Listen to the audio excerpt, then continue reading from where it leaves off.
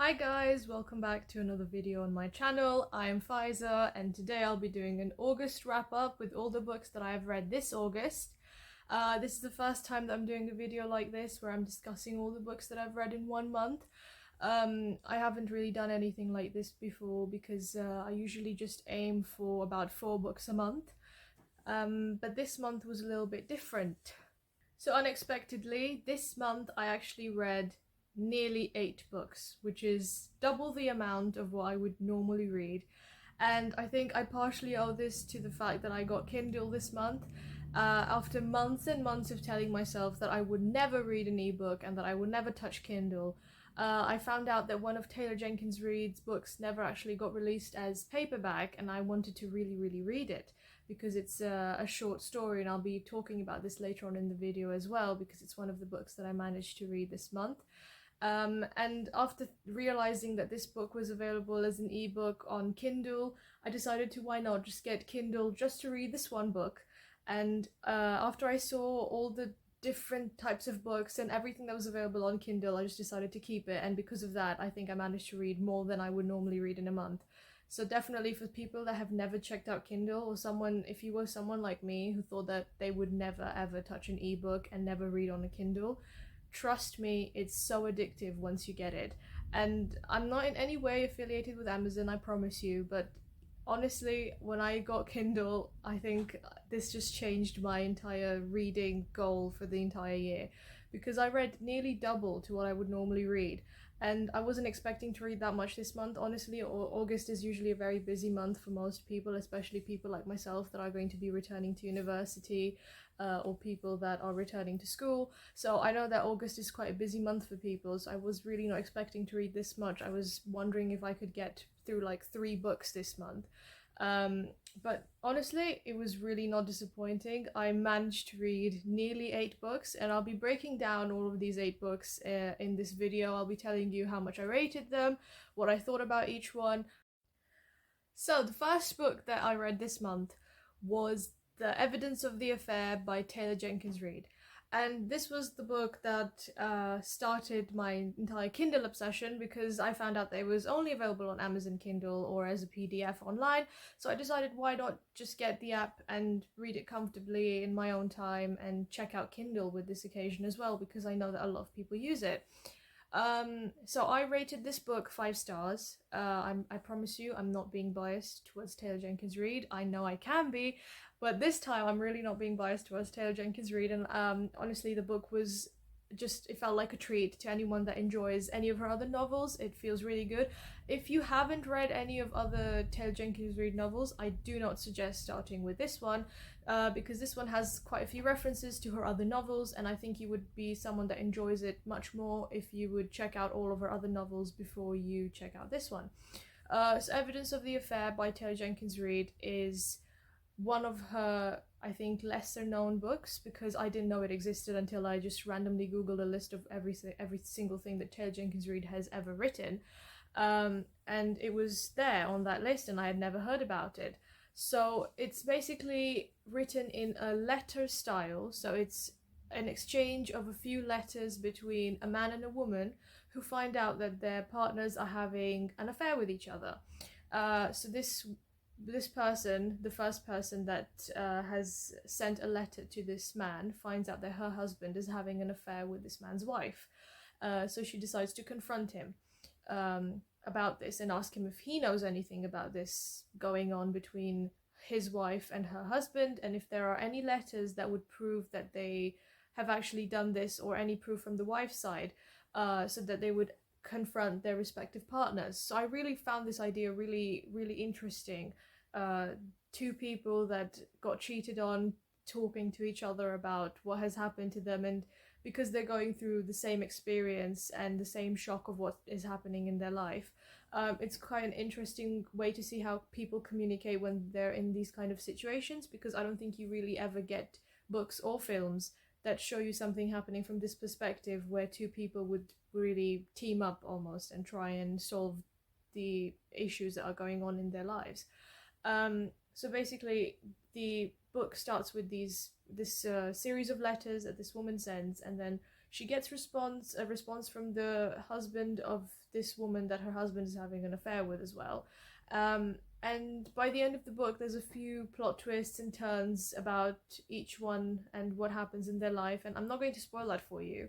But I think it's definitely worth reading if you're someone that enjoys Taylor Jenkins Reid books like I do. I really enjoyed the fact that there were references to her other novels, like I said. One of the characters at some point mentions how they were listening to Mick River, and anyone who has read any of the other Taylor Jenkins Reid novels knows how much Mick River is an important character for the Taylor Jenkins Reid universe at the end of the day, because he's one of Evelyn's 7 husbands. In Daisy Jones and the Six, I think there's a few references about interviews and stuff where Mick River has been as well present, and obviously Malibu Rising, which is entirely about the River family and Mick River's children.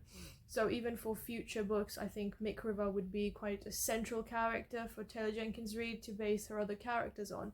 And because of that, Evidence of the Affair, when Mick River was mentioned, automatically I thought that this was a good book, because I really like when authors put Easter eggs like this for stories that are not really part of a larger novel but are just short stories. I mean, it's about 30 or 35 pages long if you want to check it out, so it's definitely worth reading if you have read The Seven Husbands of Evelyn Hugo, Daisy Jones and the Six, or Malibu Rising. And at the same time, there is a mention of Daisy Jones as well, that this character moves on from Mick River albums to Daisy Jones albums. So you can kind of tell that Daisy Jones and Mick River exist in the same universe. And if you've read After I Do, for example, by Taylor Jenkins Reid, there's mentions of one of the characters in the book getting married in at a family friend's Malibu home. And again, that is kind of a reference to the River family. So you can tell that every single one of Taylor Jenkins Reid's books takes place in the same universe, and there's mentions of other characters. So if you're someone that appreciates when an author or a film director does something like that, then I suggest checking this out. And by the end of the book, I can say that for 35 pages, it did not disappoint. It was something that I probably would have wanted to know more about, because she kind of set up a story going on for these characters by the end of the novel with a very interesting plot twist by the end. So you would kind of feel like you want to know more, and you can feel like this would probably be part of a short story collection by the end of the story, if Taylor Jenkins Reid ever decides to do that, which I would definitely encourage her to do. I would read anything by her. As predictable as I hate to be, the next novel that I read this month was also on Kindle. So after I finished Evidence of the Affair, I started looking for other novels to read on Kindle and just randomly downloaded a few, which I might not even ever read, but you know, it just feels satisfying. I actually got the same satisfaction that you get when you go to a bookstore and buy books and come home with them, and you know that they're just going to sit there for like a few months, a few years maybe in some cases, and you're not going to read them, but you still had that satisfaction of buying them. So every time I would click download, I just felt that same satisfaction, which is why I think I got I think about 30 books in one day on Kindle. But I had to choose one to read next, and I was really excited to read another novel on Kindle since I enjoyed the first one quite a lot as well. So the next one that I read was We Were Liars by E. Lockhart. Okay, so this novel was a bit disappointing. I quickly went from 5 stars to giving this book 2 stars. And I will explain why. So if you have read this book and you liked it, I'm very sorry, but I found it really predictable and really boring. And I mean, I wouldn't say boring necessarily, because I did read it to the end, and usually when I find a book boring, I just stop after like 100 and a few pages. I just don't continue reading it. But this book, I think the ending is what I found the most disappointing. So for those of you who do not know what We Were Liars is about, it's a little bit of a murder mystery, if you want to call it that. It's about a very wealthy family that spends their summer in this island. A few of the kids, the family's kids, they are called the Liars, and they meet up on this island every single summer. Obviously they have quite wealthy parents, so they're quite well established, they have their lives figured out, but we don't really get to see a lot about that, which I was disappointed about. And there's an outsider figure who is constantly compared to Heathcliff from Wuthering Heights. So there's another person that is not part of this family, but he hangs out with these children. And a lot of things happen. one of the main characters, the main character actually, who is the narrator of the book, has an accident and she cannot remember what happens to her this one summer, and now she's trying to remember. So it's almost like, it feels like a murder mystery, a whodunit. Why couldn't she remember what was happening to her? She is also the oldest in the family, which is why it would make sense for someone to try and attack her, and she's trying to figure out if something happened to her while this was going on, if someone was targeting her on purpose for the family's fortune or whatever. So imagine a who did it kind of murder mystery meets Gossip Girl, because you have these rich elitist characters from a big city, and you know, they're trying to enjoy their lives, but someone's always trying to create drama for them. But I was disappointed because you don't really get to know the characters a lot, so you don't really get to feel any attachment towards the characters. And now this is just my opinion, because I saw a lot of people rating this 5 stars and calling it the best book they've ever read, but for me, I think it was very disappointing to see how the ending turned out to be. Like, I wasn't really feeling any connection to the main character, who's the narrator, despite, you know, hearing what she suffered through. But I didn't really feel anything towards her because it just felt very unrealistic, undeveloped. And I think when I read books like this, where the idea is really good, the idea of, you know, a murder mystery in a rich family and all of that, it sounds like a really good storyline that could end up being potentially a bestseller like this is. But at the same time, you expect it to be elaborated a bit more. You want it to be further discussed. You want to know more about the characters, about why something like this would be happening. You want to know more. And from my perspective, this book felt like a first draft, because it was a great idea which could have been much more elaborated if someone tried to do that. There were so many moments where I, you know, personally, if I would have tried to edit this book, I would have added more details about what was happening in the characters' lives and so on. So because of that, I rated it 2 stars, because the ending itself was quite predictable too. And by the end, I just felt nothing towards the characters, towards the story. It didn't leave me shocked. It didn't make me feel anything. So I did cut out a few points, if you want to call them that, for all of these aspects, and I rated it 2 stars, unfortunately. The next book I read was also on Kindle, so I'm seeing a pattern here. It was called The Yellow Wallpaper. It's a short story, and I think it's quite popular as well. I've seen a lot of people trying to analyze it in depth as well. So it's a very short story, but has a lot of layers to it. And this was a story that my sister wanted me to read for a really long time. And once I found it on Kindle, I thought, why not? So it explores female hysteria. It explores depression, anxiety, and that sort of feelings, especially in women, and how it used to be quite neglected when people used to suffer from these kind of things. And it kind of elaborates on how women a few hundred years ago, or even a few decades ago, if you want to put it that way, were being treated quite poorly when facing these kind of symptoms. And the main character in the book has just had a baby as well. So it explores these talks that people didn't really have in the past regarding how mothers felt after their babies were born, and how depression and anxiety kind of had an effect on how they were feeling after giving birth. And basically, it's about how women just got labeled as crazy for having these feelings. And it explores how a person, when they're made to feel that they are crazy, eventually they kind of start accepting that inside themselves as well. And I'm not trying to spoil this for anyone, because I rated it 4 stars, so it was quite a good read. I think some of the writing for me felt a bit boring in some places. There was a few things that I kind of questioned, what is the point of writing this? I don't really care about this part. I need to know other things. So because of that, I took out 1 star. I just rated it 4, but it's not that far away from being a 5-star read for some people. There's a lot to analyze, a lot to look into, and you know, with all the time when it comes to talks like this about psychology and how characters evolve throughout the storyline, especially when it comes to short stories like this, it's really interesting to explore what the characters are feeling by the end of the book. And more importantly, what the reader is feeling by the end of the book. So for me, I think it just left me speechless for a while, because of how things ended and how they evolved. and I think it's definitely worth a read. I definitely preferred it to We Were Liars. After reading that one, I was just really heartbroken for how Kindle disappointed me.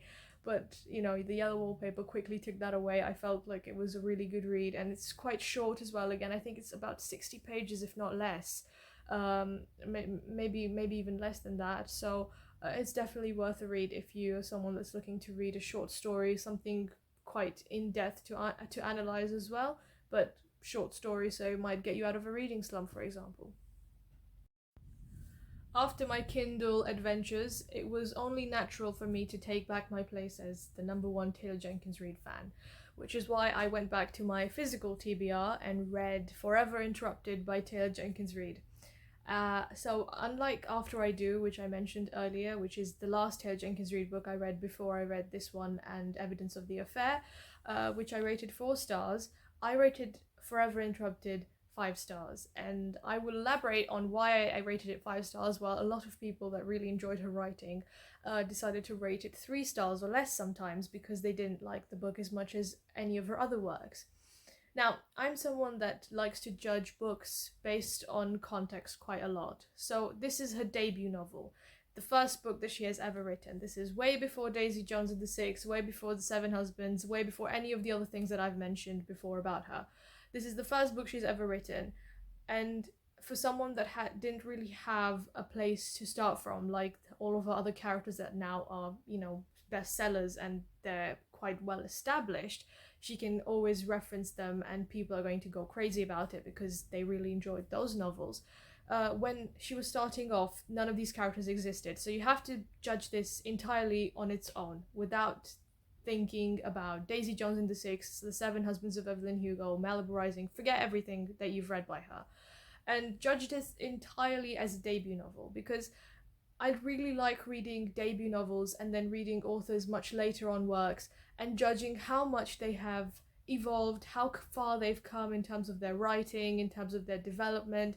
And if you look at it that way, this book was a romance novel, and it is about a woman that loses her husband after 10 days of being married, and they didn't really know each other for a really long time. They knew each other for a few months. They did this impulsive thing where they just got married suddenly, and now she doesn't really know anything about the rest of his family. She doesn't know anything about who his other friends were, and it's a really difficult position for someone to be in. So it's quite a unique idea. I have never read a romance novel where the love interest dies in the first 2 pages.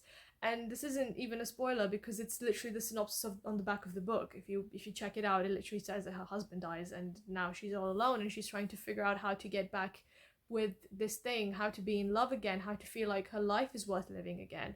So apart from being a romance novel, there's a lot of other details about life, about how people kind of have this expectation to have this great love happening to them, and if this is all taken away from them, where does it leave you? Because it's something that a lot of people don't like discussing, and especially with young adult romance novels, I found out that people like romanticizing the idea of being in love with someone, the idea of being in a relationship, the idea of all of these different tropes happening to you, but no one ever likes to discuss the reality of the situation, that this person can be taken away from you at any given point.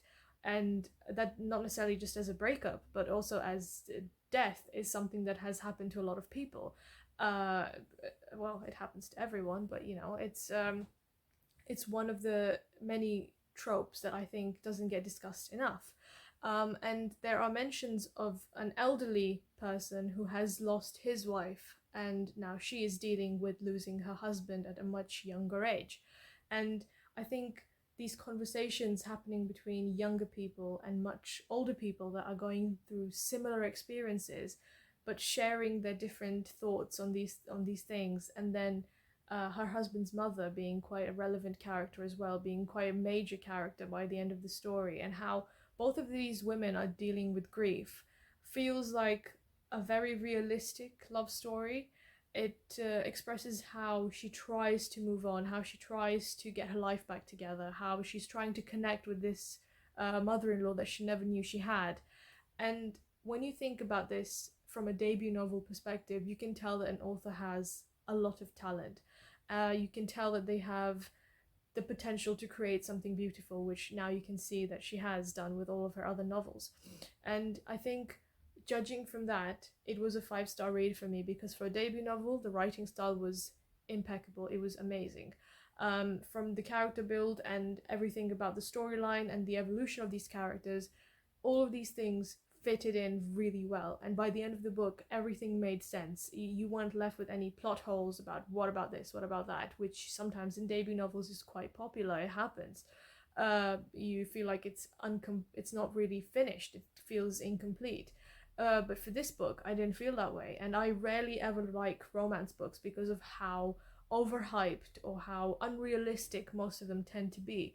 And because of that, I judged it as a romance novel as well. And the mentions of her husband, where he is alive, because there's always references to chapters where he was alive, where she's expressing how she felt and everything. When you look at that, all of it tied in quite well. So the romance aspect of it was really, really good as well. It was well developed. It didn't feel unrealistic. And the most realistic aspect of it, which was the death of this character, makes all of those moments feel really nostalgic, really realistic, really sad. And I think for an author to be able to do that in her debut novel is really impressive, which is why I personally rated it 5 stars. And for After I Do, which came out much later than this novel, I rated it 4 stars because I was having different expectations at that point. It wasn't a debut novel, and there were other aspects which I might discuss in a different video which I didn't like about that novel. So I am not being biased in any way when I'm saying this, but Forever Interrupted for me was a 5-star read. Of course, I couldn't stay away from the temptation of Kindle for too long, which is why my next novel was read on Kindle, and it's called The Virgin Suicides. Now, I've seen really mixed opinions about this novel. A lot of people really liked it, a lot of people really hated it. And I know that the film is directed by Sofia Coppola, which is why I was really looking forward to reading this novel. I haven't watched the film yet, but I am looking forward to watching it because I actually liked the novel. I rated it 4 stars. For me, it was a bit like a storytelling experience. It didn't really feel like you're reading a structured novel. It felt like you're actually hearing someone's confession, and they're just explaining everything to you that they remember, which is why I really like that the chapters don't really have any structure. There's a lot of things going on in every single chapter. There's a lot of stories going on, and you don't really have an established narrator. The narrator always refers to themselves as we, and you can assume that they're talking about some of the boys, that these girls that have all committed suicide, which is kind of obvious from the title and the synopsis of the book. It's obvious that these people kind of grew up with these girls when you read the book and you establish that the narrator isn't just one person. So I actually really enjoyed reading this book. It felt like someone was telling me their story instead of just reading a structured novel where there's things happening and every chapter means something else. This felt like you were reading someone's life story, and it reminded me a lot of the Irishman book, which is called I Heard You Paint Houses by Charles Brand. And I read that book before I watched the film as well. And I know the themes are quite very different, obviously very, very different to the Virgin Suicides. This one is about coming of age, about teenage girls, about struggles of being a young adult in the modern world, and The Irishman is completely different. It's something else. But The Irishman was based on a real person, so the book was the confession of this real person. And I remember that the structure of that book, every chapter didn't really have an established structure. You didn't have, well, this is what's going to happen in this chapter, and in the next chapter we're going to carry on from here, which most books do. It was very messy almost, but at the same time it felt like you were really hearing this person's confession, which is what it was at the end of the day. And The Virgin Suicides feels quite similar, which gives it a very realistic touch. It feels like you're actually listening to someone's story about how they were moved by this one experience in their life about these girls and what happened to their lives and what they remember. And it kind of, because of this, there's these multiple narrators, because they refer to themselves as we, so you can kind of imagine that there's more than one person telling the story.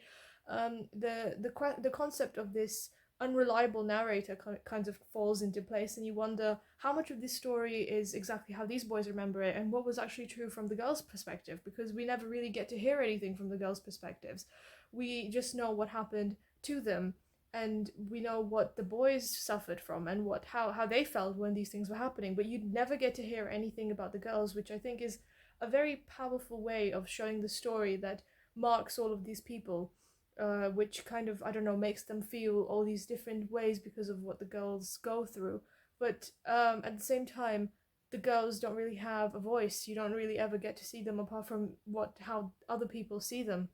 And this kind of puts out this very strong message about how young adults sometimes are only viewed through the lens of other people, other adults, other people in their lives, but never really have their own voice, and they struggle to find that. And it kind of puts this question into mind about how much of the girl's story was actually real because of what the boys say, and how much of it was edited, how much of it is left out, and what is really the girl's point of view at the end of the day, because you never ever get to hear what they think of it. And this entire lens through which you view these girls kind of makes you think of them from the boys' perspective. So they don't really have their own personality, they don't have their own character for which you can judge them. You only know what these people feel about them. And I think this kind of focuses on this message of the book as well, that young adults a lot of times suffer from this way that society views them, this way that they have to be perfect, that they have to be these adults very, very soon, and the pressure of these things, how it falls into place on all of these girls and what it pushes them to do. And because of that, I think it's a very strong message. It's a very well written book if you can appreciate something that is outside of normal writing style. And because of that, I think I really, really enjoyed this book. I recommend it to you if you're someone that likes all of these things that I've mentioned. And make sure to check out the themes before you read it, because obviously there's mentions of suicide, there's mentions of abuse, there's a lot of things that I think people should check out before they read this book. I wouldn't recommend it to a child. I wouldn't recommend it to someone who's younger than 15 probably. So do check out these things before you read the book. But if you're someone that appreciates these concepts, which are quite similar to almost The Secret History, or American Psycho, or all of these modern books that kind of establish modern culture at a different level, which in a few years' time people are going to be studying and have this impression about how the world was working in our times or before our time, I think definitely check this out. Now, the next book that I read was one from my physical TBR. I had this on my TBR for a really long time, but I never go around to reading it. It's called Red, White and Royal Blue. The film came out this month as well. I still need to check that out. And I'm someone that really enjoys reading the books first and then checking out the films and always saying how bad the film was because the book was obviously much better. I am one of those people, unfortunately, and I like making little analysis when it comes to comparing the books and the films. But I haven't really got around to watching the film yet. But the book, I bought this one in Romanian. I hadn't read anything in Romanian for a while, so I felt like reading something in Romanian after reading so many English books and after reading so much on Kindle as well. And Red, White and Royal Blue, I accidentally spoiled some of it for me, which is why I never got around to finishing it properly. But I am looking forward to watching the film. I don't really count this as one of the books that I have read because I never really completed it properly. And I don't have a rating for it since I cannot speak for how I felt about it since I never finished it. But I might pick it up sometime in the future. It is one of the books that I started, and from what I have read, I would have rated it kind of 3.5 to 4 stars for the way that it was written. It's quite young adult, but for a young adult novel, it's quite well written. And because of that, I think in the future I might actually pick it up and have much more to say about this book. But if you haven't read it, you can definitely check it out. I suggest checking it out because what I did read was quite enjoyable. If you did read it and you have watched the film, let me know what you think about that. And is the film better than the book in this case, or does it do justice to the book? So let me know your thoughts. The next book that I read was again on Kindle. I went back to Kindle because obviously I couldn't resist. So I read The Metamorphosis by Franz Kafka. He's a German author, and I had heard a lot about him, that his writing is quite challenging for some people. It's quite, in some ways, controversial, if you might. Uh, I have, this was the first ever novel that I read from him. So I had such high hopes for it as well, because I had heard a lot of good things about it. It's considered quite a good classic novel almost. So because of that, I had high hopes for it. It's a short story again, so it's not. I think it's about 100 and a bit pages, if I'm correct. And I rated it 3.5 stars, nearly 4 stars. Again, I spoiled this for myself, but I did manage to finish it. It was kind of obvious how it's going to end as well, so it wasn't exactly a spoiler, but I kind of assumed what would happen by the end of the story. This book is about a man who accidentally transforms into a bug overnight, and he doesn't know why. And basically, the book explores this transformation that he has from a human into a bug. And obviously, there's more to it. There's a lot more that you have to, think about when you're reading this book. He's not literally a bug. There's a lot of other things as well happening, and it's about how the treatment that his family had towards him changes immediately, how the people in his life just cast him away, and how humanity at the end of the day is kind of forced to be living under this society that forces you to go to work every morning. And he kind of expresses how unhappy he is that he has to be doing all of these things. Now he's turned into an animal, so he doesn't have to do all of those things, but he still feels that he has to.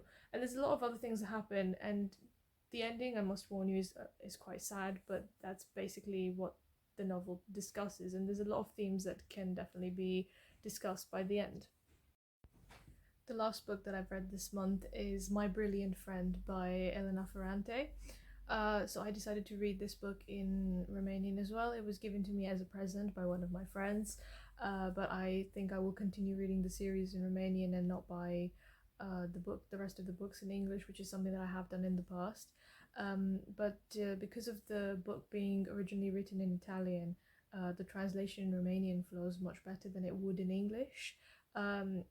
So Romanian as a language is quite similar to Italian, so which is why I think the words and the phrases and some of the expressions flow much better in Romanian, since the entire grammar is kind of works the same way. So I don't know how the translation would feel like in English. A lot of people have expressed this fact as well in the past, that they didn't really like reading the novel in English because it didn't feel true to the Italian writing style. But I didn't feel that way. I actually really enjoy reading it in Romanian, and I think I will definitely continue doing this. So My Brilliant Friend is the first novel out of this series written by Elena Ferrante, who is actually an anonymous writer. We don't really know who she really is, which again I think I find it really interesting, since the main character in My Brilliant Friend is also called Elena. And it's something that I would really like to explore when I finish reading the entire series. I'm rating this book 5 stars. I actually finished reading it today. Definitely 5-star read for me. There's a lot of things that I found similar to the Godfather novels, because the historical the time period in which both books are taking place is about the same. But this book takes place in Naples, and any of the Italy scenes from The Godfather take place in Sicily. So it's really interesting to see how one place has kind of these things going on in the life of these working class people, and how the effect of people who would be like the Dawns from The Godfather, how these things affect the working class people, especially the girls. Because this takes place after World War II, when women were not really allowed to get an education. Italy was still going through fascism, and there's mentions of political influences and how these things affect young people especially. So I really enjoyed reading this novel. It essentially is about two best friends who grew up together, and how they've gone through a lot of different changes in their lives. The beginning of the book starts with the main character, who is the narrator, Elena, getting a call from this best friend's son telling her that her friend has run away and no one knows where she is. So because of that, she decides to write down everything that has happened in their lives in an attempt to bring her back. So it starts from when they were children and up to their teenage years, and you find out a lot of things about how the society was back then. And I think from a historical context, I really enjoy reading things like this because there's so many things that you can compare this to. And like I've said, The Godfather, there's so many other novels that you can compare these themes to.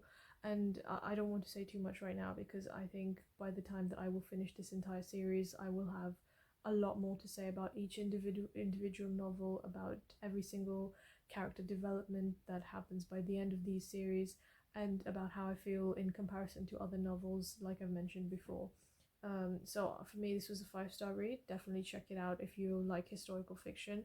I will definitely add the link to my Goodreads review as well because I've written a more elaborate review about this, and I will probably do the same when I finish the series. So definitely check this out. It 100% 5-star read, and I think whoever Elena Ferrante really is, she's a very talented person, and this feels so close to a real life story that, like I mentioned before, the stories that feel like confessions. This almost feels like that, and the fact that it was written from a first person narration as well. The last book that I've read. So that's my August wrap up. Like I said, I've had quite a productive reading August. It felt like a really long month because of how many things I've read. And now that I have Kindle, I hope that the rest of the months are going to be the same, maybe even better. Maybe I get to read 10 books a month, who knows? But yeah, these were all the books that I read this month. I think most of these books I really enjoyed reading. Some of them were about in the middle, and obviously We Were Liars was the one that I rated the least this month, so 2 stars for me. I think if I would have to pick a favorite so far for this month, it would probably be My Brilliant Friend by Elena Ferrante. That was probably the best novel that I've read this month. And I think Forever Interrupted is definitely a close second one as well. But I think the themes in My Brilliant Friend were just overall better, much more unique for me. And historical fiction is my favorite genre to read, which is why I preferred reading My Brilliant Friend to any of the other novels. But definitely check these titles out. Even We Were Liars, it might be something for you. And let me know if you have read these books, what you think about them, and if you have any suggestions for my September TBR, because I have never really set any novels from the beginning. I'm a really big mood reader, so I just like picking out any book for my next read. So let me know what you think I should read in September. Don't forget to like, follow and subscribe, and thank you very much for watching.